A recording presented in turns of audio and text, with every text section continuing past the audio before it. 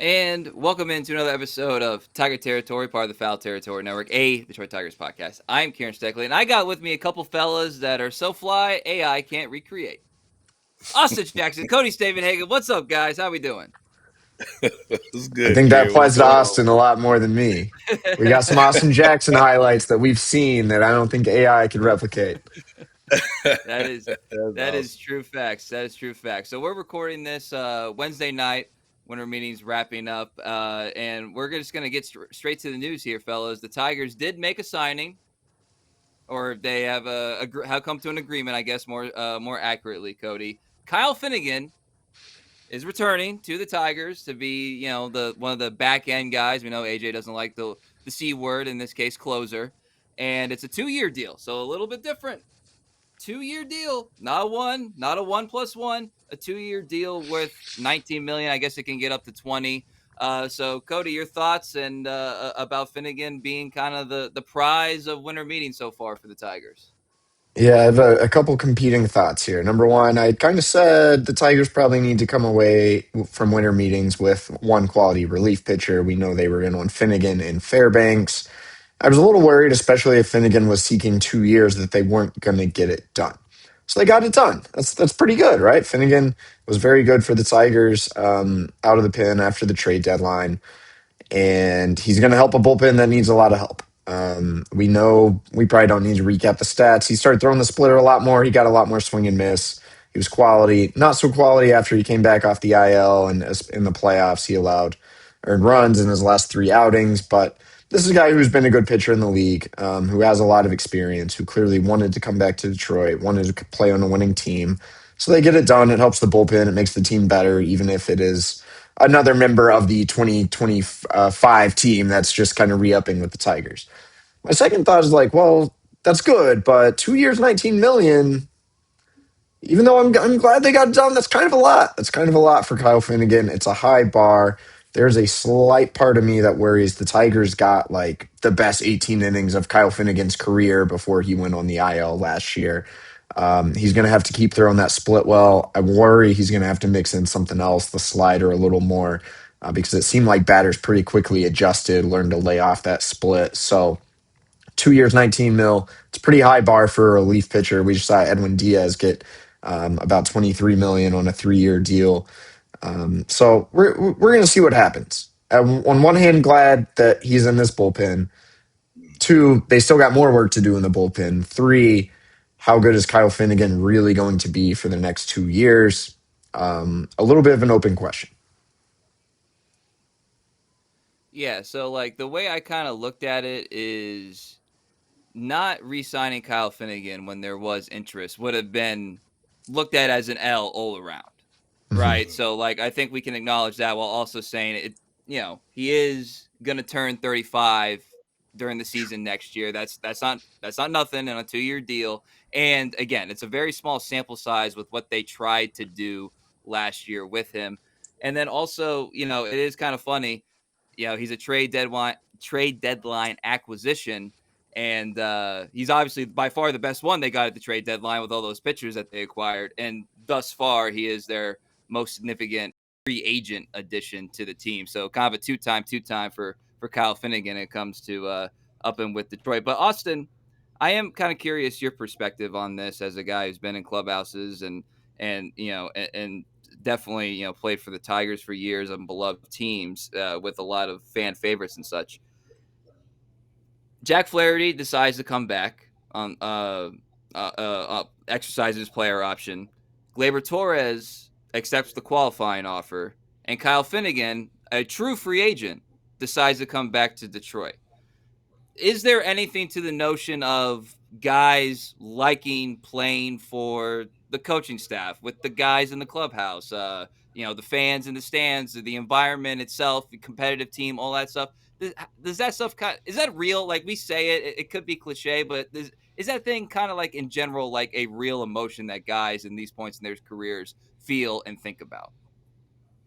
Absolutely. All of it's real. I mean, that's really like the biggest reason why I think guys would like to come back to a team, would like to re-sign with a team is because of really all those things that you mentioned, the coaching staff, the clubhouse. I mean, if the clubhouse is a good fit for you, that can sell it right there. If you enjoy coming to the ball field each and every day, being around the guys in the clubhouse, um, getting the attention, the instruction you need from the coaching staff, and keeping developing your game, and also winning. Right? I mean, they're winning baseball. So I think all those things play hand in hand with wanting to go back to a team or potentially signing with the new team. But um, I don't see that if all those things check the box, you want to be there and you want to be in a winning environment. And they're showing the past couple of years that that's what they're capable of doing. They're capable of getting to the playoffs and winning. So you want to be around that. Like, you want to be on a team that's capable of getting to the playoffs each and every year, because you ultimately at the end of the season you have a good chance to win a championship. Well, okay. Well, on that note, as of now things can change and things, will change. But as of now, with those three moves I just laid out, and the fact that obviously the Tigers are, a very young team, especially in the batting order, it kind of seems like 2026 is going to look a lot like 2025, and there's part of that was awesome. The 2025 was Yeah. awesome for a lot of reasons, and then it got not so great, and then it kind of ended on a noteworthy note. Not obviously as far as you want, but a noteworthy note. So I guess this is for either one of y'all. Like, how do we feel right now? We can put it, knowing things could change. December 10th, 2025, the 2026 Tigers look like it's going to be basically the 2025 Tigers. How does that feel? How does that feel right now? We can change our minds, but how does it feel right now?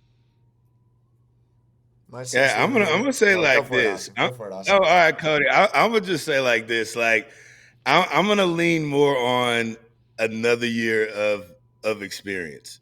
Kind of mentioned that before. You know what you have. You know this team is what they're capable of and where they're potentially where they can get in any given season, because they're showing that. Another year of experience for these young guys, of that playoff atmosphere, that playoff baseball under your belt. I mean, it goes a long way, to be able to play in those games, be able to play in those pressure tight games. And the more you get of those, the more comfortable you start to become playing in those games, and you kind of want to be in those games. So I'm gonna lean more on, it's another year of experience, so I think that they'll get better. The young guys, they'll be able to handle that pressure playoff baseball a little bit better this year or this upcoming season. All right, glad we got that view in there. I'm leaving winter meetings a little worried about the direction of the Tigers. It's a good thing that Gleyber Torres came back. And I like Jack Flaherty as much as any of the guys that they would have sought to replace him in that middle pack of pitchers. And Kyle Finnegan helps a bullpen that needs help. So none of that is bad. But again, it does not seem like there's going to be any sort of like big ticket, meaningful addition to this roster. The idea of them handing out a long term contract to Alex Bregman increasingly seems very slim right now. Um, I would keep an eye on the shortstop position. Talking to AJ Hinch, talking to Scott Harris, talking to some other people around the league, the Tigers were a little weird in the way they were talking about shortstop. Just in that it seems like that position is very much a question. They would prefer Javi Baez to keep roaming around. AJ Hinch was pretty upfront about that. So is it going to be Kevin McGonigal that fills that role, or Bo Bichette's market's been real quiet? Again, I don't see the Tigers going that aggressive. The Ha-Sung Kim thing does have some legs. He would be a real nice fit in terms of the idea that the Tigers want to stay flexible, short-term deal, some pretty big upside. Will he want to come to Detroit and play in a place like Comerica Park if he's on a pillow deal, trying to boost his offensive numbers? I think that's kind of the question. And, he opted out of his, $16 million deal. I think the Braves would like to keep him too. So I think that the interest in Kim is real. I think the Tigers are also going to have some competition and some factors they're going to have to overcome to get that done, even though it would be a very nice fit. And then I think it's very hard to look at this team without relating it to the Tarik Skubal conversation. It's all anyone wanted to talk about at winter meetings, even though most of it was just smoke. There's no momentum, from what I understand, that Tarik Skubal is going anywhere. But again, if you were not going to put some real pieces around this guy, should they just trade him? Why aren't they just trading him? If they feel that good about this young core and the next dude's on the way, maybe they should just bite the bullet and build toward that. It doesn't seem like they're doing that. I'm afraid they're stuck in the middle ground. But it looks like Ajax has some thoughts, so I want to hear it. No, bro. I mean, you speaking right now, bro. You preaching. I mean, because it's at the end of the day, it's like, I mean, you don't want him to get up out of here and you get nothing for him, right? I mean, you know, obviously, who wouldn't want Scooble to be in a Detroit jersey for Right. the remainder of his career? How possible is that? Well, probably not. You know, there's because I think that he should maximize his value 100%. Why not? When you have that type of talent, absolutely. But the likelihood of it happening is very slim, like you're mentioning. And they have a very good core group. It might be time to start looking at that core group and saying, okay, what pieces can we put in here, to upgrade this core group, because we know he's probably gone. He's probably gone, and you need to really maximize his value by getting good talent back, in order to be able to make sure that this group is continue growing and they're continue getting better. And that way you don't take this big hit when he's gone, because we've seen that happen plenty in the history of baseball, and you don't want that history to repeat itself here. A couple other Yeah, little well, things. It sounds like the Tigers have still checked in on Pete Fairbanks as recently as Wednesday after the signing of Kyle Finnegan. Again, I don't know if that's going to get done. I'd be a little bit surprised if they spend that sort of money on two relievers, but sounds like they're not ruling it out. And all these other acquisitions, including starting pitching, like we know Scott Ayers is pretty transparent and kind of be like, yeah, we're not going to do that much. But keep in mind, they're going to let these markets play out, right? Here, this is more the starting line of the offseason more than the finish line. If the market tanks on somebody, like it did Jack Flaherty last year, maybe they could still do something. If I don't think Alex Bregman's market is going to tank, but if it does, maybe that changes this conversation. So I think it's important to know like things are still going to play out, but we definitely know where the team's mind is right now.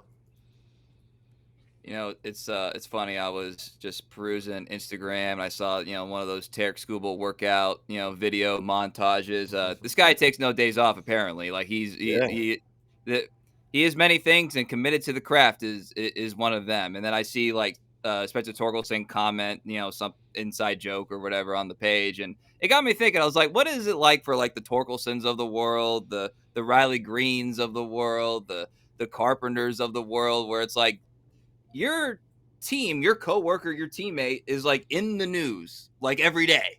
And it's not because he's the news is not he could potentially be your teammate much longer. It's the opposite. So like what would that be like, Austin? It's like your best player, a guy that, a lot of these guys, kind of grew up in the farm together, that like, they've been in on the battlefield, if you would, for years, not just in the major leagues. And like everyone's talking about him on another team. Like, what would that in the offseason? Like, what would that be like? Man, I'm trying to think if I've ever been a part of a situation like this. I don't think I have. But just thinking about it, I mean, obviously, all the guys know that it's a business, right? You could be here today, gone tomorrow, and that's just how it is. Unfortunately, however you want to look at it. But to me, I would kind of go about it as business as usual. You know what I mean? Like you know what kind of talent, what kind of pitcher Scooble is. You know that this has always been something that potentially was going to happen at some point, and if it didn't get done already, it's probably not going to get done. So you're kind of thinking like, well, let me try to get as cool as I can with him, because I'm probably gonna be facing him at some point, and I don't want him to be hitting me with that thing up there. So you know what I mean? Like let me. Hey, we good though, bro. Like don't be just fastballs. Don't play around with that other stuff. But nah, I just think that if as a teammate, you have to know it's a business. You understand it 100%, and I think if I was in that situation and me and Skubal was cool and we were and texting and things, obviously I'd be wishing him the best. I'd be like, you want to be a little generous and stay with us, or what do you think? And but again, it's a business, man. These guys understand that, and they understand what type of pitcher he is, and they know that he's going to do what's best for him in his future. So, like I said, y'all better get real cool with him because y'all gonna be facing him here in a minute. That's really good perspective too, Austin. Because I'm a little bit worried that this is going to get awkward. And I want to be real clear. I think pretty highly of Tarik Skubal. I think he handles himself like the ultimate professional, the ultimate competitor. He's in a weird situation right now, and so far he's handled it really well. But if things continue along this path, he's going to show up to spring training, and we're going to have to sit there and be like, dude, do you think they should have put more around you knowing you were in a contract year? And he's going to have to find a way to answer that question.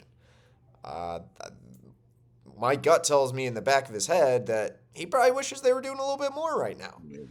And if they don't do any more and he isn't traded and he's on the team, I don't think he's ever going to act like the dude who kind of has one foot out the door. Like, he's going to be there to win. He's going to be there to maximize. Yeah. He's going to be there to win and maximize his own value. If he pitches well, the team's going to win, and that increases his market. But our teammates going to start to look at him like, well, we love Tarik, but hey, he's probably gone.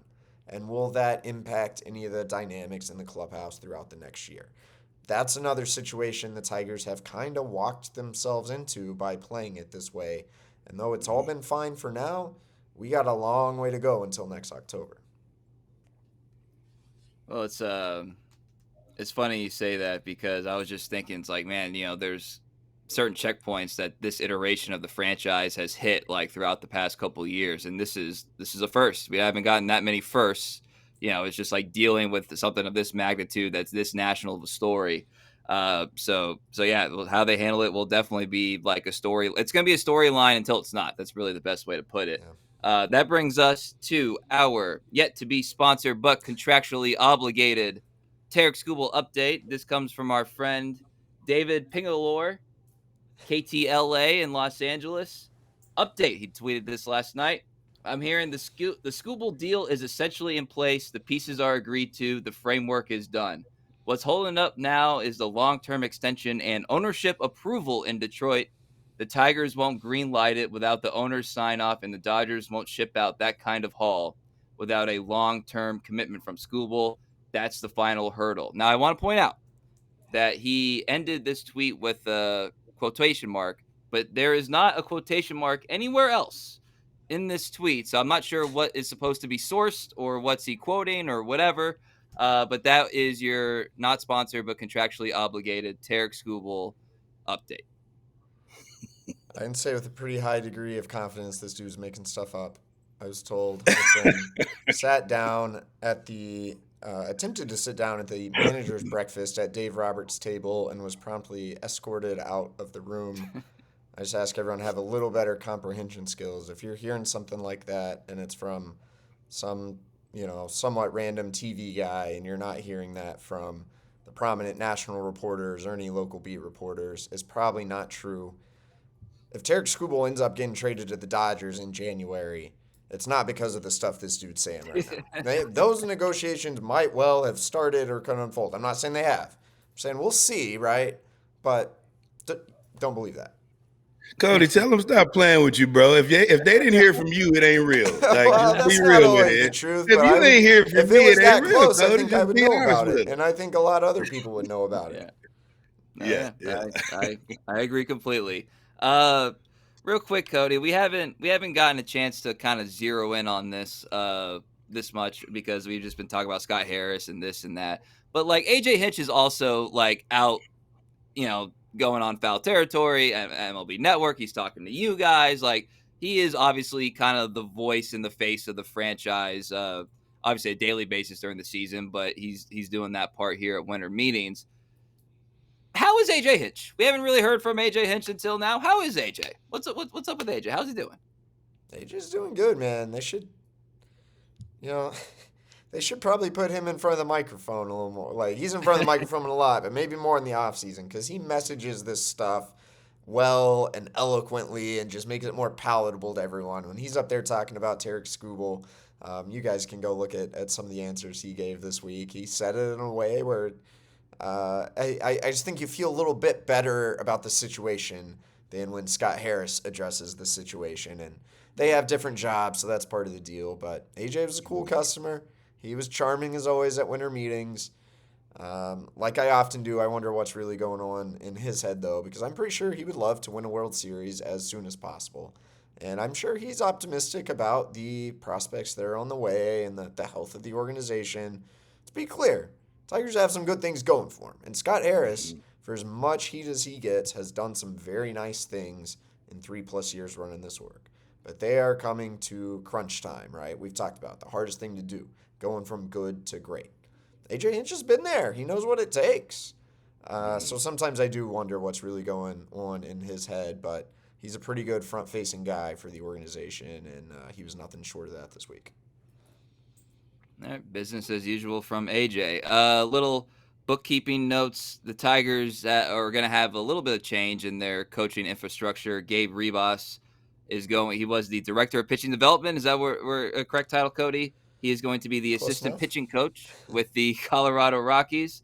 And coincidentally, maybe not so coincidentally, RJ Pettit gets picked by the Rockies in the Rule 5 draft. He was kind of like a popular guy. It seemed like once he wasn't protected that he might get taken in the Rule 5. So wish RJ nothing but the best in Colorado and in Rebaz as well in his next phase of his professional career. So a little bookkeeping note there. I don't think we should overreact to the loss of a minor league pitcher, but there were multiple teams, I can tell you for a fact, that were ready to take RJ Pettit. The Rockies took him with the first overall pick in the Rule 5 draft. For the Tigers to protect him, that would have meant taking someone else off their roster, like maybe a Chase Lee or something. So they clearly had a hard decision to make there. They left Pettit off. A lot of teams liked him, though. He's 6'8". He's got real extension, misses some bats with the slider. So we'll see how that one plays out. He's going to pitch in elevation. Maybe he'll have like an 80 ERA and get returned back to the Tigers, and everyone will be happy. And Gabe Rebus, he always struck me as a pretty sharp pitching coach, man. I liked him. But the Tigers do have a good pitching infrastructure despite not a great year for them on the farm, a lot of injuries with their pitchers. I think it's hard to know, like, how much does a coach really have to do with that? If Rebus wasn't well thought of, he wouldn't have got this job. And it sounds like the Tigers, for now, likely are going to fill this internally, kind of bump up some other pitching coaches. That's unofficial, but it didn't seem like they were too torn up about the loss, mainly because they think they have some other good dudes in-house. All right. Well, we will see what happens. All right. As I said earlier, it is December 10th. On December 8th, 2009. So, not a little bit off the anniversary, but not too far. Austin Jackson was a member of the New York Yankees organization and then was traded to the Tigers. Now, it's always fun to go revisit trades. I'm going to read off this 3-team deal because everybody knows, but it's just funny to read it off again. Austin Jackson traded as part of a 3-team trade by the New York Yankees with Phil Koch to the Detroit Tigers. The Detroit Tigers sent Edwin Jackson to the Arizona Diamondbacks. Read this. The Detroit Tigers sent Curtis Granderson to the New York Yankees. The Arizona Diamondbacks sent Max Scherzer and Daniel Schlereth to the Detroit Tigers. And the New York Yankees sent Ian Kennedy to the Arizona Diamondbacks. So I'm just going to say those names again. Austin Jackson, Phil Koch, Edwin Jackson, Max Scherzer, Daniel Schlereth, Curtis Granderson, Ian Kennedy. That's a trade, man. That is a winter meeting trade right there. That's a baseball trade. So take us back, Austin. What do you remember that day? Do you remember like the call? Do you remember like what was going through your head? Like you had not become a major leaguer yet. So like there's a lot of stuff going on. The name Curtis Granderson gets thrown in there, and then I'll say this, my own personal anecdote. I remember reading about Austin Jackson in that previous trade deadline being like the Yankees will not trade Austin Jackson. They value him too much. Right. And then my dad that previous summer in 2009 had gone back to Detroit for his 40th high school reunion, and he got me a Curtis Granderson jersey shirt. I was so excited. I love Curtis Granderson.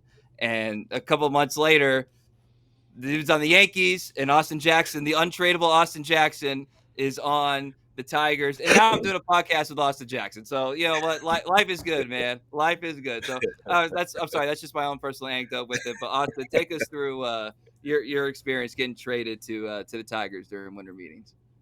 Hey, you know when somebody hypes something up and say, "Hey, this is not available," it make you want it that much more, right? They did it. They knew exactly what they were doing, and they caught somebody slipping. But no, I remember exactly where I was at. I was probably living above my means in downtown Dallas in a high rise, and thinking I'm living the life. Not a big leaguer yet.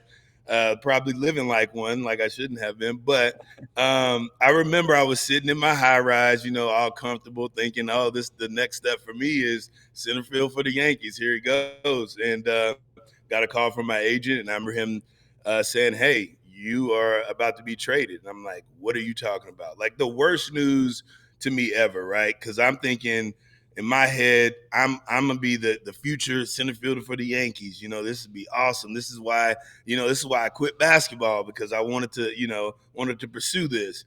And so I was mad. I wasn't mad. I don't think that would be the right word, but I was just disappointed, because those things that I was telling myself and telling everybody else, they weren't going to come true.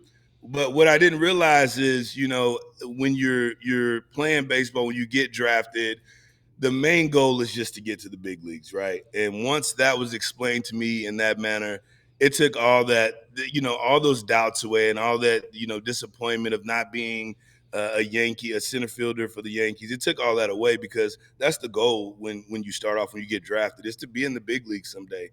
Every kid watches the big league in Major League Baseball, and they say, "I want to be that one day." And so I had to take that into perspective. I had to kind of go back to the kid me and remember that, hey, my goal that I set out to when I got drafted was saying, hey, I want to be in the big leagues. Wasn't with the jersey or the team that I wanted, but that was the opportunity. So what I was starting to realize is the opportunity to play in the big leagues, to show that I was capable of playing at that level. And that's what I wanted to show. I wanted to just show people, like, hey, one team didn't want me, but I'm going to come over here and I'm going to do, whatever I can to contribute to wins over here. And it was just it was an awesome, scary moment, for me walking in that clubhouse. I know I told you guys, but Leland, he's intimidating, man. Like, he's little guy, right? You think he's a little guy, but he got a lot of fire in him, And so walking in that clubhouse, man, and I felt like I was like a little kid amongst men. I'm looking at Miguel Cabrera and Justin Verlander. I'm looking at all these guys that I watch, and I'm like, dude, these are grown men. Here I am, 185 pounds soaking wet. I'm walking in here with some grown men. So, but it was that moment again where I went into Leland's Coach Leland's office and sat down with him, and him telling me that we had Curtis Granderson. We want Austin Jackson. We want you to come out, and we want you to be Austin Jackson. And I'm telling you, man, those are the words that really kind of changed everything for me. Really made me feel at home. And then I, obviously got settled in the clubhouse, being a class clown, and just finding my role with the boys, man. It was just a great opportunity. But I tell people a lot that a lot of young kids, or I'd say teenagers, that are trying to pursue that dream of being a big leaguer, like, don't get caught up in all the the analytics and all that things. Like, you want to be a professional ball player, get there by any means necessary. It doesn't matter what team. It doesn't matter about those. Get there, because somebody there's a lot of positions, but there's a lot of people coming for those positions, right? Like, you think that you're gonna play for the team that drafted you, but really there's other teams out there that could use your services. So once I took that into perspective, I settled down, and I had a great time in Detroit, man. So it was the best thing for me. It's a blessing in disguise. So Yeah, funny how things work out. Probably one of the more consequential trades in franchise history. I mean, talk about. I mean, again, Scherzer was in that deal. You know what I yeah. mean? Like that. I don't know if you ever heard of him. Pretty good pitcher there. So funny how things work out, and looks like we'll be spared that excitement during this year's winter meetings, but that's okay. We'll be here to react to every move as it comes, and analyze analyze who comes and who chooses not to come to Detroit. So, anything else, fellas, before we get out of here? There's a lot more I could wrap up from winter meetings. Did we hit on everything? Are we forgetting anything here? I mean, I think we covered all the big stuff. You're the All right. you're the All man right. on the street All now. right. If you I mean, got I think we something to got say. the newsy stuff. I think it's just the internet's pretty mad at the Tigers right now, which is par for the course. And I think it's trying to sort out how legit is this. As I said, I'm a little concerned about the direction they seem to be choosing. Now, is it fair to say, oh, they're scared or they're risk averse? Like, I think it depends on how. That's what they're going to get called. I believe the way the team officials see it is like that's how much they believe in the future. They believe in it so much that they might just be willing to pass up a chance to improve your team and improve your World Series odds in 2026. On the outside, maybe that makes them look like they're scared. To me, it makes them look like they're really locked into that belief, which could be good or could be really bad. That could prove to be a catastrophic decision, or maybe they're smart and the rest of us are dumb. So that's how I feel about it. Like I'm just trying to shift the lens a little bit away from anger and more like, well, here's kind of what they're thinking. They don't necessarily want to sign some guy to a 5-year deal because they want Max Anderson to be playing that position in 2 years. Is that right? Is that wrong? It's real easy to get churning constant prospects and this guy, and things don't always go according to plan. So that's what really gives me hesitation, and that's what worries me. It's not saying they need to go spend $1 trillion this offseason, but they have a pretty good team. And we said Scott Ayers has done a lot of good. Can you guarantee they're going to have a better chance to cash in than the one that's staring them right in the face? It's a hard question. It's an important one to think about. Well, look, man, like everything else in our society, you have extremes here, and then you have extremes here, and then the truth is probably, or the most reasonable thing to think is probably a Yeah. little bit in the middle, because I think there's a lot of the aspect of the way the Tigers have approached things for the past couple of years is justifiable, not sexy, but justifiable, and could be, like I said, could prove to be geniuses, could prove to be looking for a new job in 2 years. That's the game. That's the Yeah. game. You never know. Yeah. The guys on the field will determine that. So, we shall see. We shall see. All right. Is that a good way to You look at it, this, Austin? I mean, you've lived this stuff for a long time. Well, well, that's what I was thinking. Because I mean, if you look at it like how you were saying, like, they're looking at this situation as like they're very confident in what they have, as well they should be. But I still kind of question where are they lacking? What really would give them the best opportunity? Is it going out and getting somebody? Is there somebody out there right now that they could honestly say, or that we could honestly say, that if they go get this person, if they go get this player, they're automatically going to be there. I mean, I just don't know if there's somebody out there like that, and then you obviously know what you would have to give up probably to get those type of players. So, a part of me agrees with being confident with the group you have, but the selfish part of me also wants to see them add somebody else. I really do want to see them open up that checkbook and add somebody else, because then I could be like, all right, well, that didn't work. Sorry about that. Y'all just signed him for 5 years. That's on me. My bad. You got to eat that for 5 years. But I want to see it though, because just to be like, my bad, that didn't work. But because it's just, we keep, I feel like doing the same thing every year. We get our hopes up and we get our hopes high, like, man, this is the year. And another thing is health too, right? Like we need some guys to stay healthy deeper in the season, approaching them playoffs, like let's see what Meadows looks like when he's fully healthy, for a full year. Like that's going to change that lineup. I think I believe that. I feel my man, if he's healthy out there and his legs are good, I think that, his play changes that lineup. He makes that lineup deeper. So, those are things like, Olsen, those guys being healthy, Mize being healthy. What does it look like? If those guys are healthy, come playoffs, are we looking at a completely different Tigers team? But those that's wishful thinking. Every team deals with injuries throughout the year. But I personally, selfishly, would like to see them add just a big splash, just to prove me wrong. Prove me wrong. Bring that guy in there. It don't work out. It'd be like, okay, never do it again. Trust your prospects then after that. But for right now, man, these past 2 years, it's just like we get there and it's like, what is it that's going to take us to the next level? I want to see a big name in here, and I want to see a big bat. I want to see another bat at it. I just being selfish, I think that's what they need the most. I don't think a Yes, number I two do. starter would hurt either, both this year and Yes. beyond. But they have a solid lineup, and they have some young hitters Yeah. who are going to get better.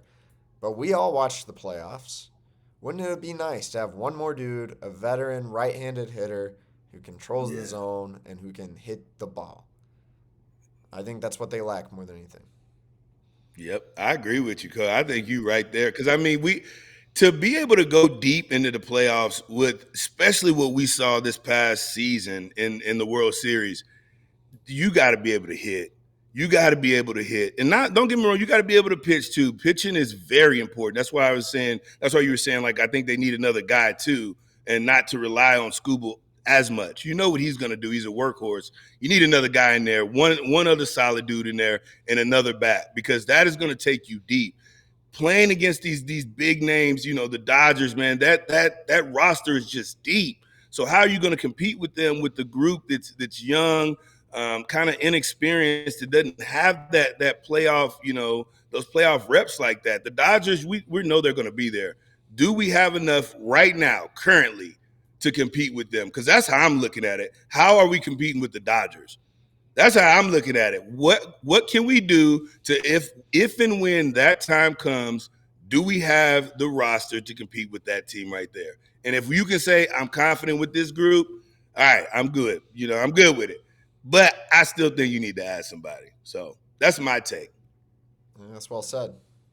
Yep. Sometimes you just need some dudes, man. Sometimes you need some dudes. And by the way, a guy who took the Dodgers to the brink, available in free agency. Maybe that's the key.